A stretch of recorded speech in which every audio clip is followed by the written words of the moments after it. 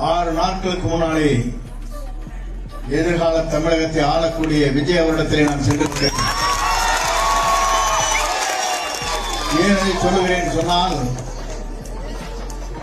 30ஆம் தேதி இங்கே ஒரு கூட்டம் ஒன்று நடைபெற்றது.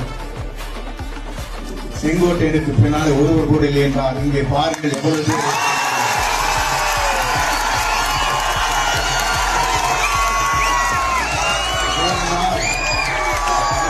நான் உங்களோடு இருக்குவேன்.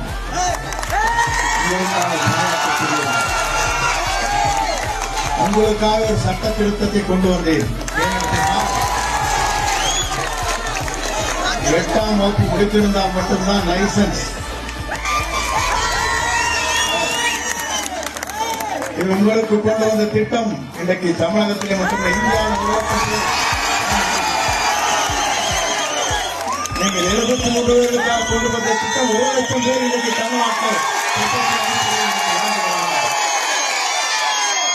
ஏன்னு சொன்னால் எவ்வளவு துன்பங்களும் இடர்பாடுகளுக்கிடையே நீங்கள் பயணங்களை மேற்கொண்டீர்கள். அதே போல தமிழ்நாட்டில் இருந்து வரும் பயணங்களை மேற்கொண்டார்.